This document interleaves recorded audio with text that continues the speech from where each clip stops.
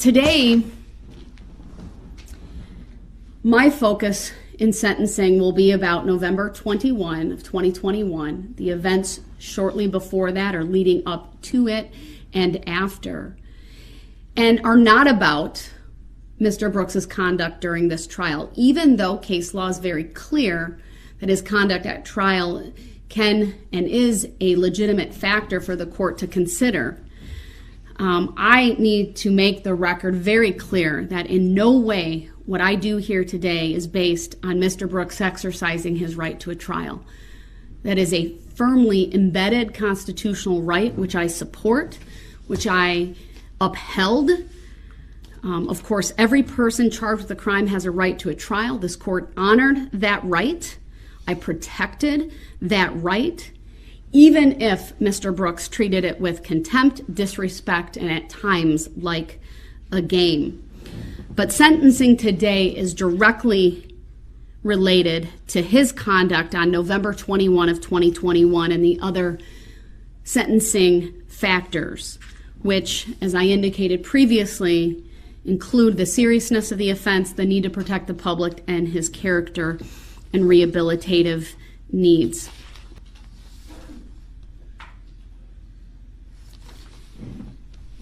Today, I am tasked with sentencing Darrell Brooks for 76 counts related to a couple of moments in time. Moments that are tragic, moments that were frankly avoidable.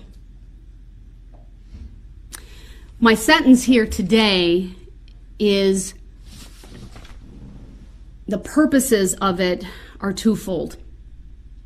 Really threefold if we think about the community. One, it is punishment. Two, protection of the community. And three, what I hope is justice and closure for the families and the community at large. I, of course, want to recognize and give due respect to the guilty verdicts that were rendered by the jury in this case. Not just 76 guilty verdicts, but the special verdict questions that they answered, including for counts 1 through 6 and 7 through 67 that had the special verdict question related to the use of a dangerous weapon. So let me talk about the seriousness of this offense. The seriousness of the offense can be summed up, frankly, in one word, and that is attack. There is nothing, no other word that can best describe what happened on November 21 of 2021 than the word attack. I talked about during my remarks regarding the trial about the opportunities that Darrell Brooks had to avoid this altogether. I put Exhibit 15 on the screen for a bit, which is the exhibit that details the map.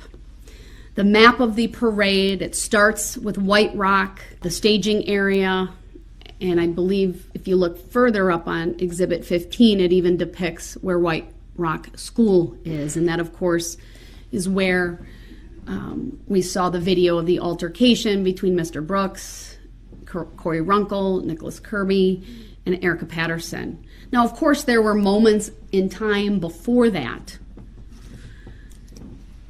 but that is really where things started, where I believe Mr. Brooks boiled over with rage and anger that he chose not to control on this date.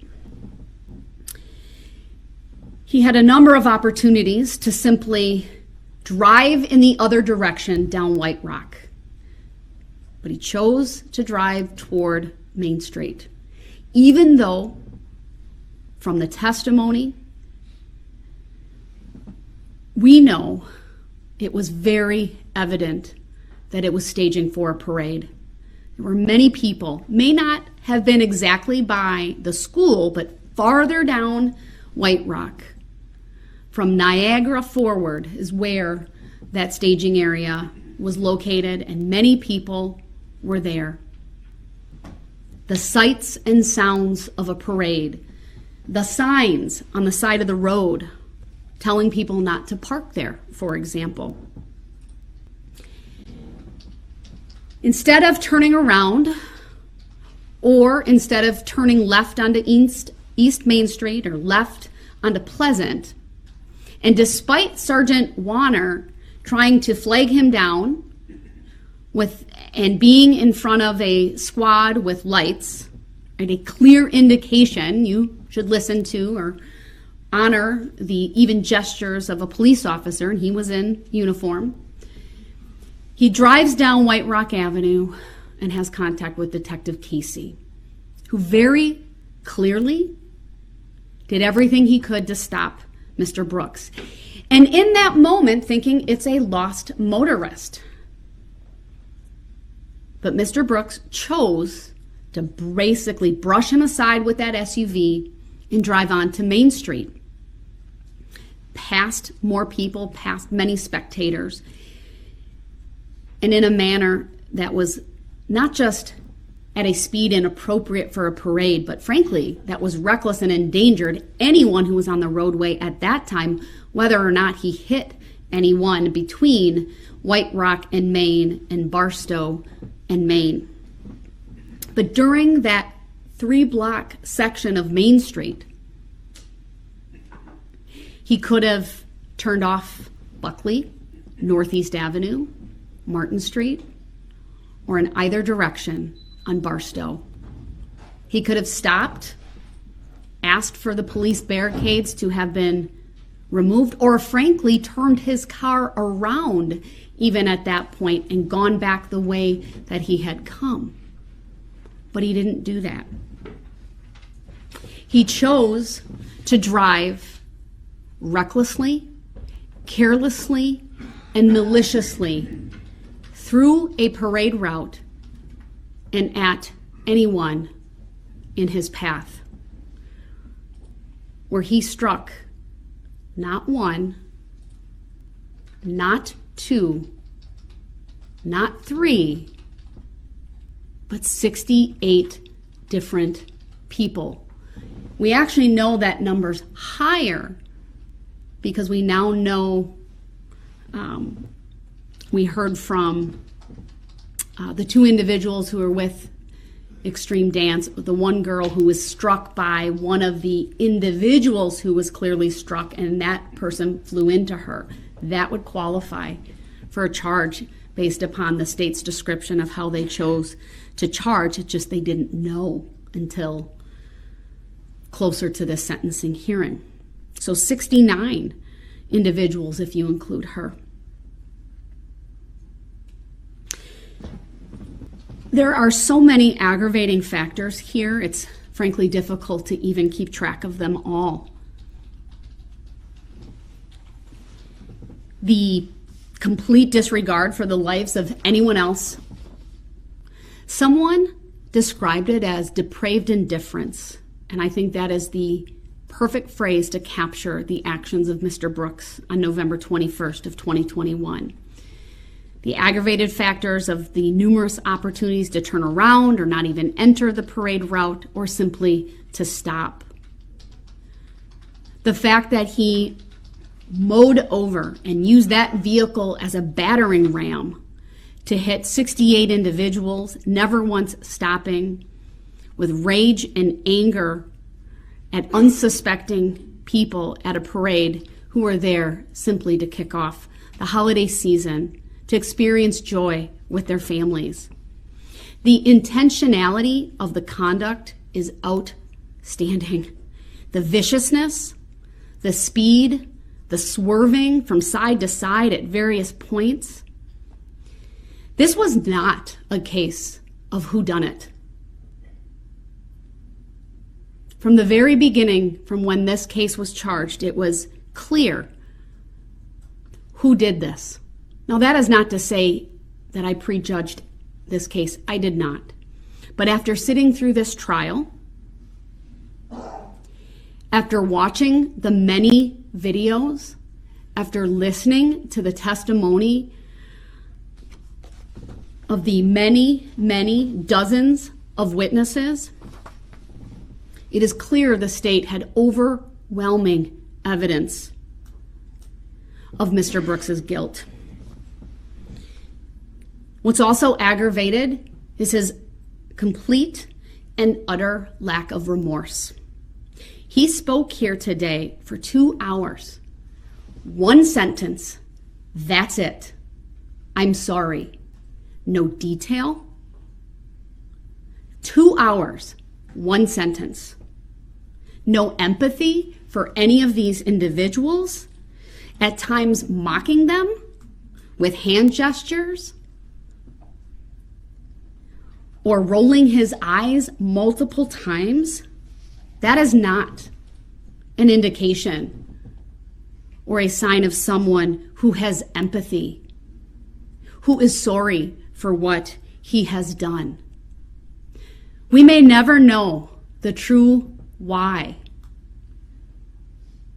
but we were provided with nothing other than a feeble attempt to blame mental health, which frankly does a disservice to those who truly suffer from mental health issues.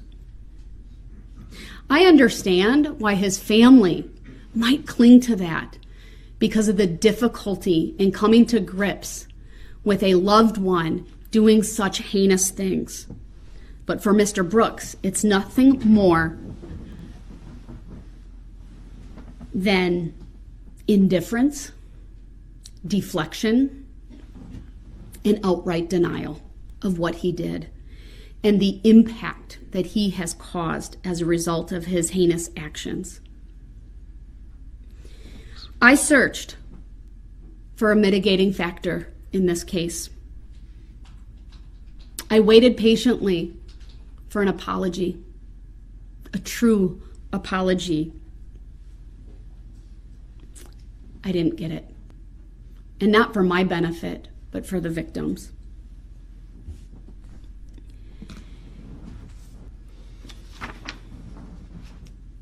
The law allows me to look at things such as Mr. Brooks's prior criminal history, including the history of criminal offenses and pending charges, the history of undesirable behavior patterns, which can include dismissed, uncharged, or unproven offenses or facts, even including expunged offenses not really relevant here, acts resulting in probation revocation.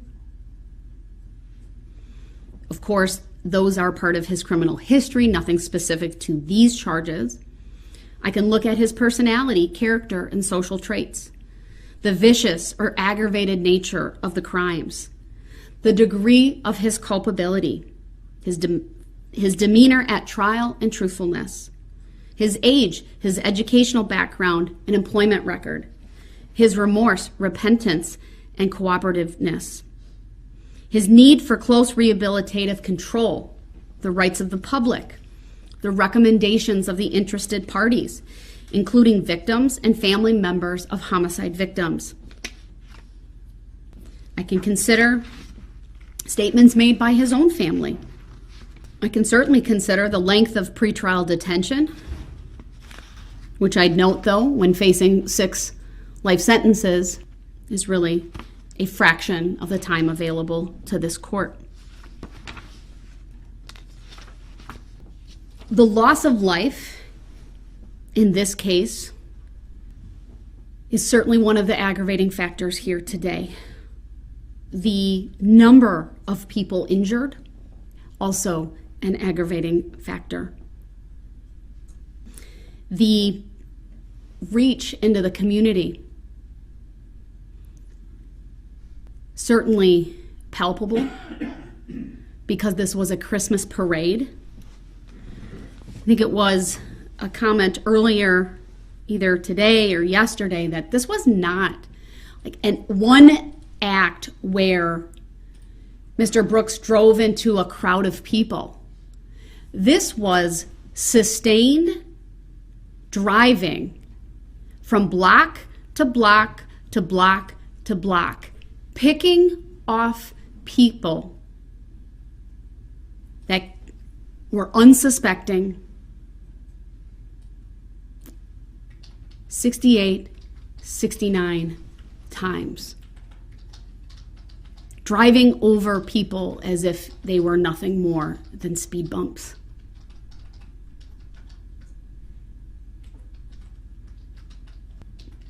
What's also aggravated is his conduct after he drove through the parade. Crashing his vehicle in an attempt to flee. It's pretty evident based upon the evidence and testimony from trial that Mr. Brooks had no idea there were these logs in that backyard that could damage his vehicle. He was attempting to flee when he ran over them, and it ultimately disabled that vehicle, and he was forced to abandon it. He ditched it, leaving personal identification information in it and his phone in a clear attempt to get out of there in a hurry. And then we have that series of videos that we saw at trial of him going through backyards, coming in contact with people, asking to use phones, ultimately ending up at Mr. Ryder's home, who graciously took him in. Never once, Mr. Brooks showing any signs of distress, of any emotion of what he had just done. Cool, calm, collected. Certainly not a sign of someone who had any remorse for what he had just done. Someone who's involved in an accident, even a tragic accident, one where they flee the scene and are later caught, oftentimes show incredible remorse, tears. Not tears for themselves, but tears for what they've caused. A recognition of the loss of life, for example, from their conduct. Nothing. An individual who simply wanted to flee. That is the epitome of consciousness of guilt evidence. Fleeing, changing your appearance, taking off the sweatshirt, not even caring that your shoes are off your feet because you're so intent on fleeing the area. Putting your hair up from it being down. No doubt, this is by far and away one of the most aggravated cases I've ever presided over. The sheer magnitude of the loss, the number of victims, the types of crimes for which the jury has convicted him. 6 counts of intentional homicide, 61 counts of first-degree recklessly endangering safety, 6 counts of hit and run, 2 counts of felony bail jumping, 1 count of misdemeanor battery. What's further aggravated is the fact that he was out on bond. He should have had no contact with Erica Patterson. But the rules mean nothing to Mr. Brooks. Nothing. He didn't care. This was someone who on 2 prior occasions charged with, frankly, causing mayhem. 1, a reckless endangering safety for discharging a firearm. The other for battering and then running over Erica Patterson's foot.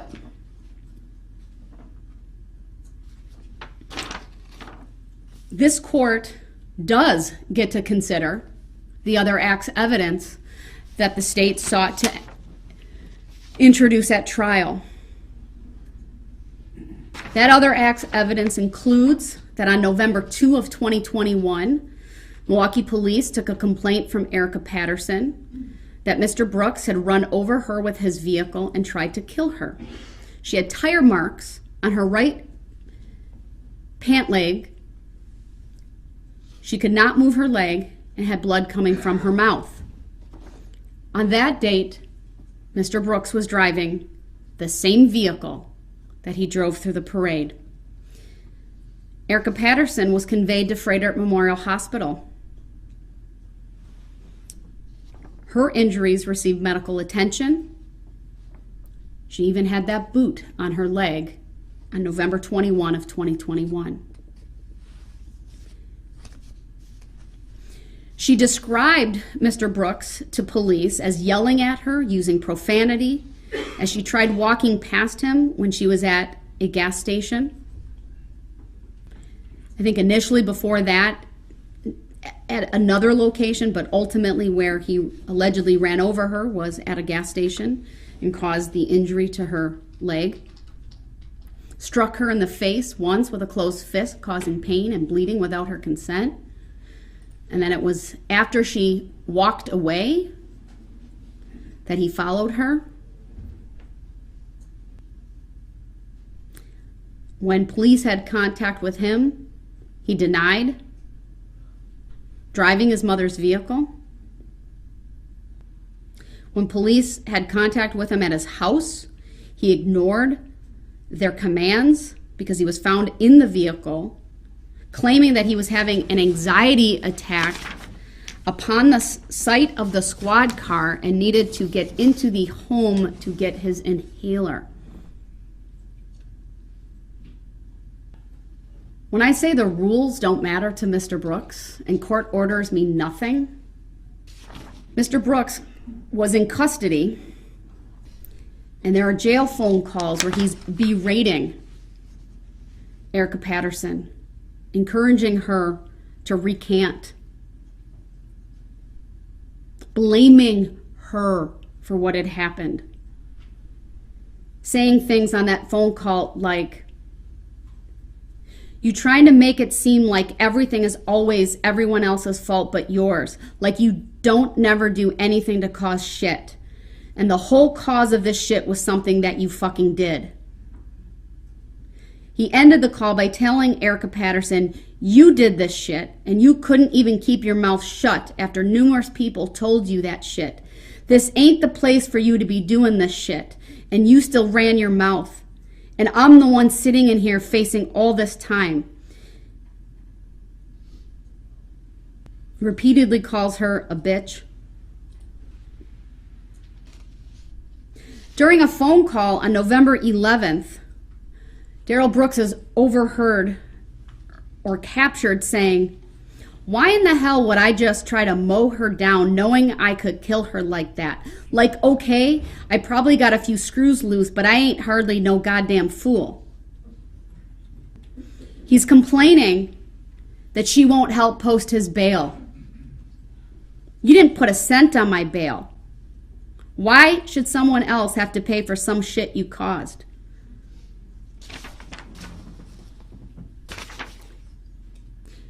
The end, apparently, of that conversation, or at least moments later, he says to her, "Nah, I didn't try to do anything, because if I tried to do something, you wouldn't be on the phone now. That's what you're not realizing. If I really tried to do something, you wouldn't be on the phone now." That is the rage and the anger that Mr. Brooks had on November 21 of 2021 when he tracked down Erica Patterson, confronted her. This wasn't about him getting money from her, like he lied to Detective Carpenter about. This was to confront her. He clearly hit her, we know that. This is the type of man that drove through the Christmas parade, enraged because, frankly, it's entirely possible that Corey Runkle and Nicholas Kirby saved the life of Erica Patterson. It's clear Mr. Brooks was hell-bent to cause harm to her. But she was able to get free, run back to her friends. Who knows what would have happened but for their intervention. If you think back to the testimony of Nicholas Kirby, he felt bad for threatening Mr. Brooks, like somehow this was his fault. So Mr. Brooks, that other act's evidence is a very clear indication of your poor moral character. It demonstrates unequivocally that you have absolutely no remorse for anything that you do. You have no empathy for anyone, and that you are justified in the actions that you take. In addition to that conduct, as part of your character, this court is able to look at and consider your prior record. And I'm well aware, sir, that you're raising an objection sign, but you have forfeited your right to be here, and I will not stop, and you will not be brought into this courtroom. I will continue. This is his prior record, going back to 2000, spanning what? Nevada, Georgia, at least police contact in Georgia. We have an unknown disposition in Wisconsin. Substantial battery in 2000, party to a crime. Put on probation. Ultimately, that was revoked. He went to prison. 2002, felony possession of THC, jail time. 2003, resisting obstructing, jail time. 2005, a disorderly conduct ticket, but he failed to pay the forfeiture and ended up serving an alternative to incarceration. He ended up serving for failing to pay 30 days jail. 2009, obstructing, 2 days jail, meaning he lied to police. 2010, strangulation. Battery was dismissed and read in, put on probation, ultimately revoked, serving 11 months jail. 2012, misdemeanor bail jumping, possession of THC, with a number of other charges being dismissed and read in, 180 days jail concurrent. Also in 2012, a misdemeanor resisting or obstructing, so either he lied or he fled from police or did something to make their job more difficult, 37 days jail consecutive. In Nevada in 2006, domestic battery, a suspended sentence, obstructing after being found guilty at trial, for which he served jail time. 2007, statutory sexual seduction as a felony. This is for impregnating Erica Patterson when she was a minor. 2016, charged with not being in compliance with the sex offender registry requirements, for which there is an outstanding warrant. In Georgia, a 2021 arrest for battery, domestic violence, presumably with Erica Patterson based upon where she came from at that time. But I won't make, I say presumably, but frankly doesn't matter who it was with.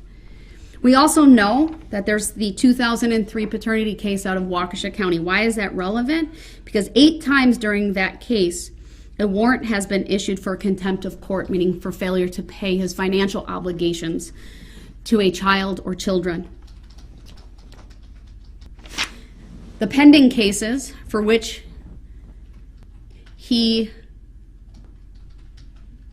one pending case, I should say, he was, I don't believe, charged with bail jumping for that one.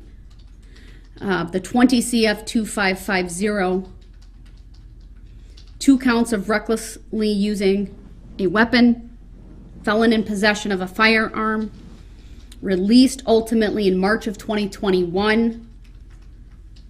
He's accused in that case of firing a shot. There were two occupants in a vehicle. One was his nephew, and when he was picked up by police, a loaded Beretta, 9mm, which had previously been reported as stolen, was found in his possession. I already talked about the other acts evidence, that is the for which he was charged with felony bail jumping, the second-degree recklessly endangering safety for allegedly running over Erica Patterson, the battery DV, DC DV, and a resisting obstructing. And then the second would be he was charged with intimidation of a victim, felony bail jumping for conduct on November 8th. So November 2nd, November 8th. This is clearly someone with a demonstrated violent history and past, someone who has absolutely no regard for anyone but himself. To say that he is a lifelong criminal, I think, is accurate. He disobeys law enforcement, he disrespects court orders, and he certainly demonstrated that he has no respect for these proceedings.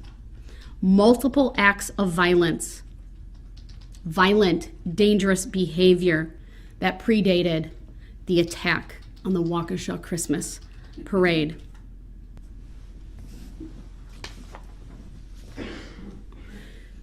His character, or lack thereof, is also demonstrated by his complete and utter denial of culpability in this case.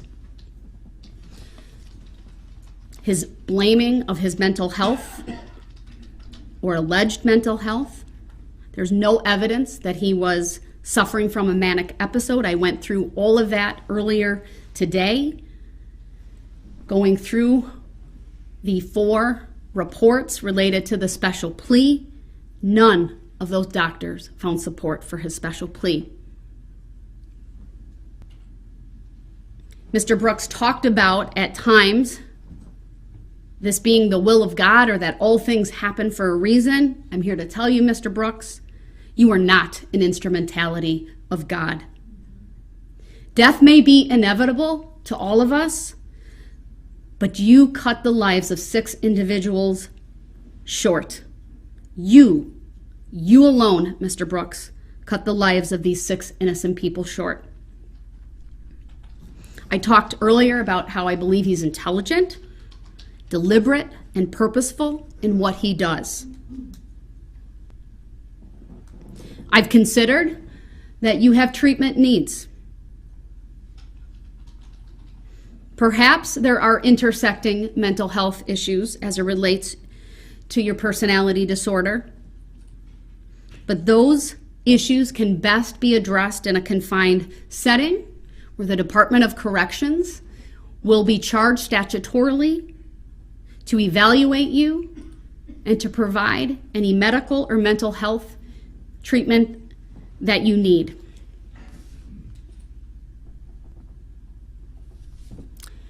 This is a case that falls squarely on the need to protect the community.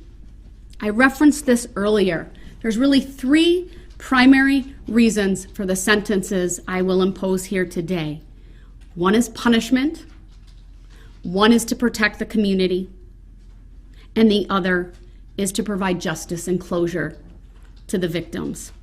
Because under that category of need to protect, the court does get to consider the impact of these crimes on the victims.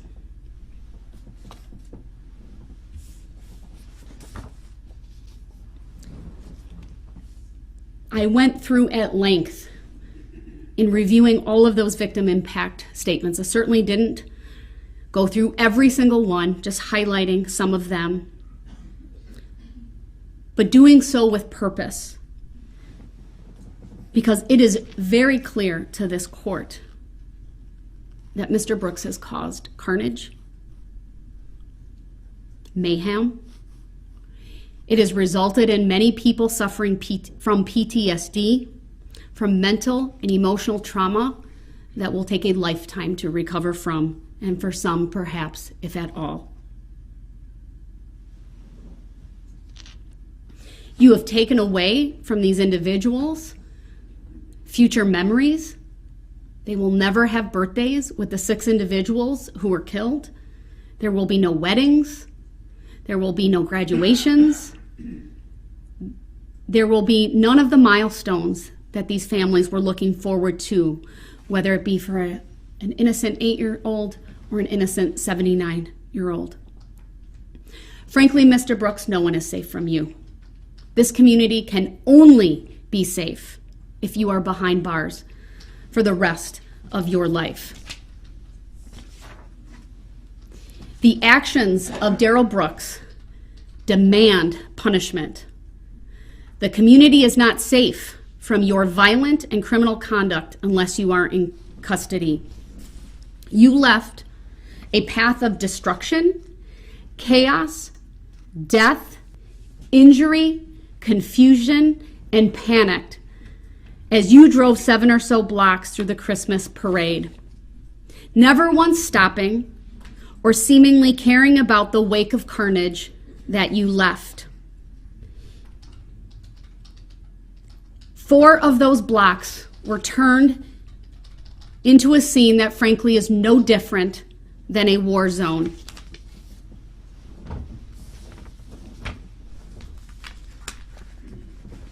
On counts 1 through 6, this court is imposing a life sentence without the possibility or eligibility for extended supervision consecutive to one another. 1 life sentence for Virginia Sorensen.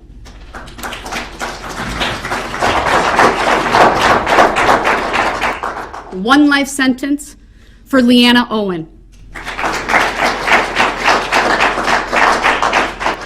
1 life sentence for Tamara Durand. 1 life sentence for Jane Kulik. 1 life sentence for Bill Hospel. And 1 life sentence for Jackson Sparks.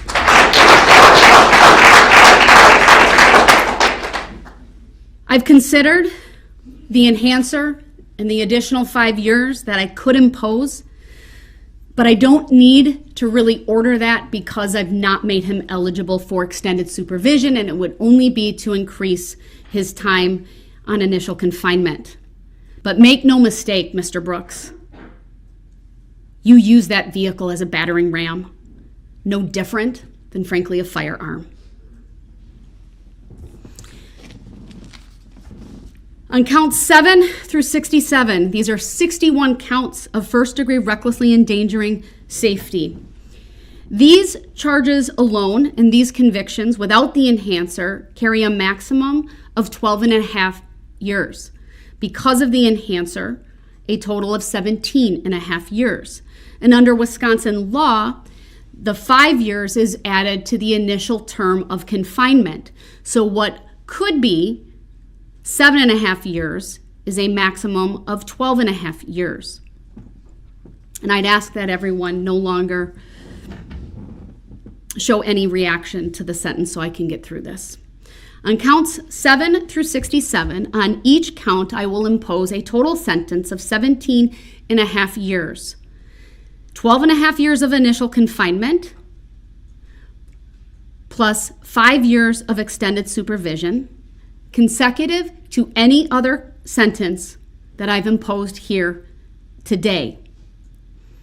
That is 762 and a half years of initial confinement and 305 years of extended supervision on top of the life sentences that I've imposed.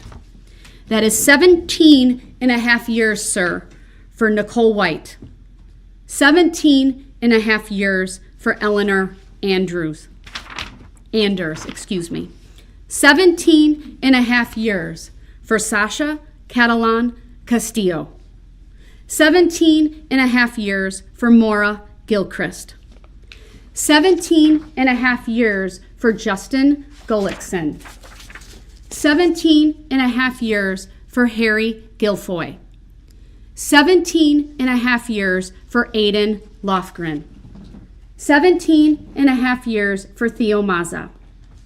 17 and a half years for Tyler Pudliner.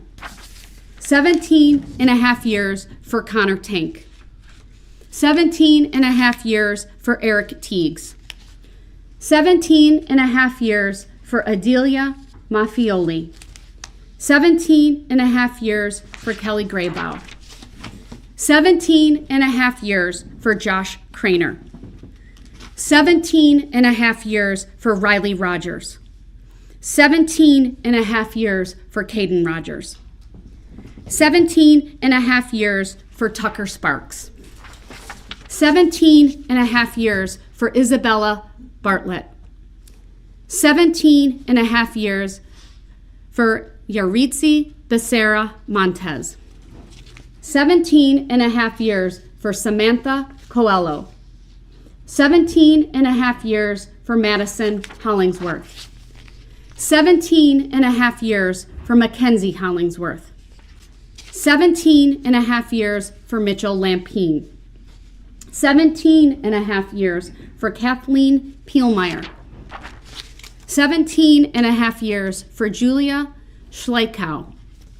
17 and a half years for Olivia Stover. 17 and a half years for Jennifer Stover. 17 and a half years for Jesselyn Torres. 17 and a half years for Alice Urell. 17 and a half years for Charlotte Urell. 17 and a half years for Vivian Urell. 17 and a half years for Grayson Urell. 17 and a half years for Lola Hospel. 17 and a half years for Tamara Rosentrader. 17 and a half years for Betty Strang. 17 and a half years for Maria Alvarez Dominguez. 17 and a half years for Gregoria Romelia Perez. 17 and a half years for Elliot Hallmark. 17 and a half years for Benjamin Hallmark. 17 and a half years for Patrick Heppy. 17 and a half years for Lori Locken. 17 and a half years for Marisol Lopez Gutierrez. 17 and a half years for Adair Lopez Rubelar. 17 and a half years for Juan Marquez. 17 and a half years for David Marquez. 17 and a half years for William Mitchell. 17 and a half years for Jason Petchloff. 17 and a half years for Margaret Pachulis. 17 and a half years for Yamilet Perales Alvarez. 17 and a half years for Island Perales Alvarez. 17 and a half years for Ashley Perales Alvarez. 17 and a half years for Jose Perales Alvarez. 17 and a half years for Maria Perez. 17 and a half years for Camila Perez Gonzalez.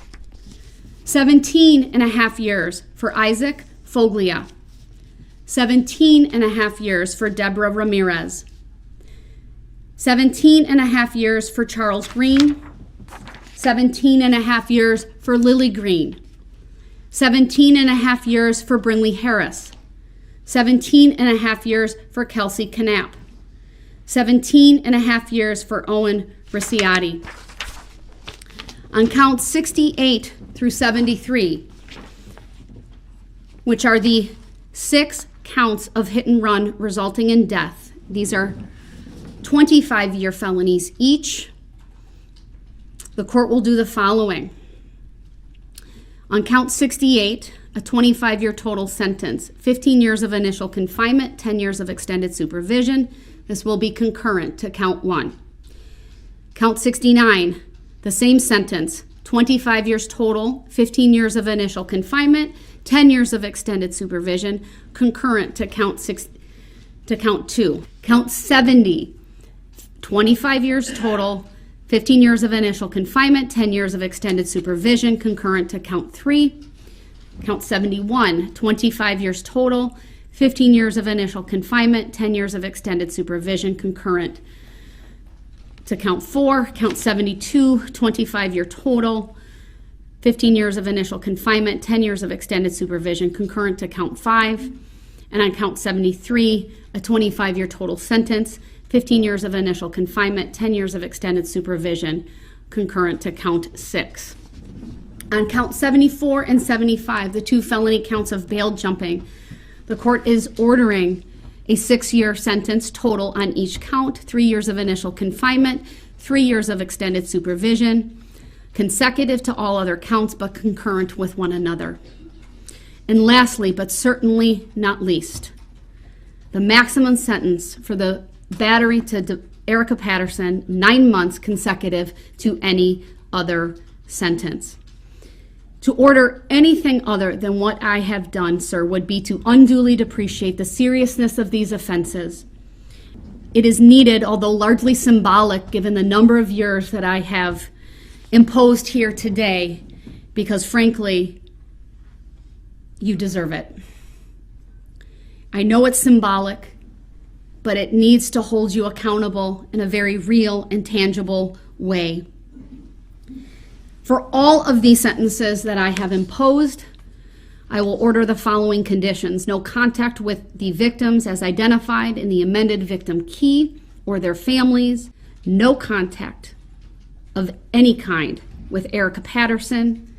You are to pay restitution in the amount of $47,193.29 to EMC Insurance Company, that's on behalf of the Waukesha School District, and $124,000, $220.65 to the Crime Victim Compensation Program. I am ordering DNA surcharges on all counts. On counts 1 through 75, it's $250. On count 76, it's $200. Those are mandatory under the law. I'm also imposing the domestic abuse surcharge on count 76 of $100. I'm also imposing all standard court costs on all counts, although my primary emphasis is that restitution be paid before costs, surcharges, and fees. I will order that restitution, costs, and fees be paid out of prison money. In other words, that all financial obligations shall be collected pursuant to statutory provisions as requested by the state. And then pursuant to 949.165, I'll find that it is appropriate for this court to order an escrow account under 949.165 for payment of restitution, costs, fees, surcharges, and even for costs associated with prior legal representation or future representation under the statute. Mr. Brooks has been convicted of a number of serious crimes for which this section is appropriate. I will order 360 days credit as to count 1 and count 68. Only all other counts, 0 days credit because of the consecutive nature of the sentences that I've imposed here today. I calculated that with my sentence calculator. Of course, that is through yesterday because these sentences commence today. There are a number of advisements I must go through.